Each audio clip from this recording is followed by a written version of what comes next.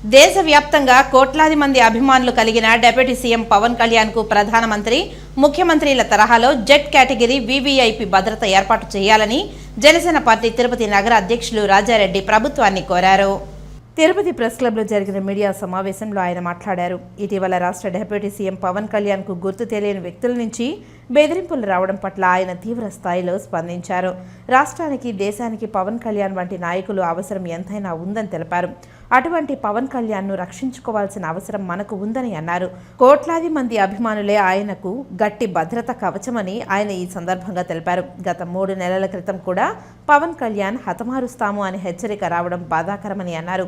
ఏది ఏమైనా ప్రభుత్వం పవన్ కళ్యాణ్కు భారీ బందోబస్తుతో పాటు భద్రత కూడా కల్పించాలని ఆయన ప్రభుత్వాన్ని కోరారు. ఈ విలేకరుల సమావేశంలో రాజారెడ్డితో పాటు మధుబాబు, బాబ్జీ, మునస్వామి, సుమన్ తదితరులు పాల్గొన్నారు. భారతదేశానికి పవన్ కళ్యాణ్ గారు ఒక అడ్డంగా నిలబడపోతారని కొంతమంది దుష్టులు పవన్ కళ్యాణ్ గారిని హతమార్చాలని చెప్పని అనేక రకాలుగా 3 నెలలకు ముందు కూడా ఇదే విధంగా ఒక మెసేజ్ వచ్చింది. ఇప్పుడు మళ్ళీ నిన్న ఒక మెసేజ్ వచ్చింది, పవన్ కళ్యాణ్ గారిని మేము హతమారుస్తామని. దీన్ని బట్టి చూస్తా ఉంటే ప్రజాసేవ చేసే వాళ్ళకి, ప్రజల పక్షాన నిలబడే వాళ్ళకి శత్రువులు ఏర్పడతారు. పవన్ కళ్యాణ్ గారు ఈ రోజు భారతదేశానికి కావాలి, అటువంటి నాయకుడు కావాలి. దీన్ని దృష్టిలో పెట్టుకొని మన రాష్ట్ర ముఖ్యమంత్రి గారు కానివ్వండి, భారతదేశపు ప్రధాని గారు మోడీ గారు కానివ్వండి, హోమ్ మినిస్టర్ గారు కానివ్వండి, వీళ్ళందరూ కూడా పవన్ కళ్యాణ్ గారికి హై సెక్యూరిటీ ఇవ్వాలి. హై సెక్యూరిటీ ఇచ్చి దాంట్లో పవన్ కళ్యాణ్ గారికి కీలకమైన ఈ రోజు ప్రధాని గారికి ఏ విధంగా సెక్యూరిటీ ఉందో, రాష్ట్ర ముఖ్యమంత్రి గారికి ఏ విధంగా సెక్యూరిటీ ఉన్నారో అదే విధంగా కాకుండా పవన్ కళ్యాణ్ గారిని దృష్టిలో పెట్టుకొని భారతదేశంలో ఆయనకు ఉన్నటువంటి ప్రజాదరణ చూసి జెడ్ కేటగిరీతో పాటు ఇంకా వీవీఐపీ సెక్యూరిటీ కూడా పవన్ కళ్యాణ్ గారికి ఇవ్వాలని చెప్పి జనసేన పార్టీ తరఫున మేము డిమాండ్ చేస్తున్నాం.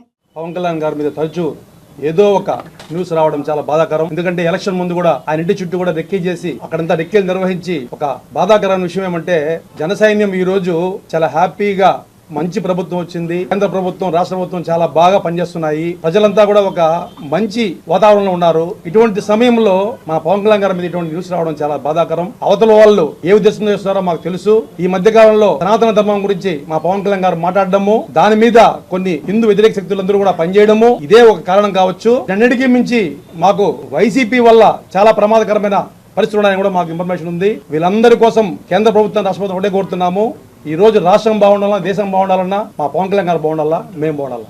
ఈ జనసైన్యం మొత్తం ఈ రోజు పవన్ కళ్యాణ్ గారి కోసం కాపలా కాసి మేము ఖచ్చితంగా ఆయన కాపాడుకుంటాము.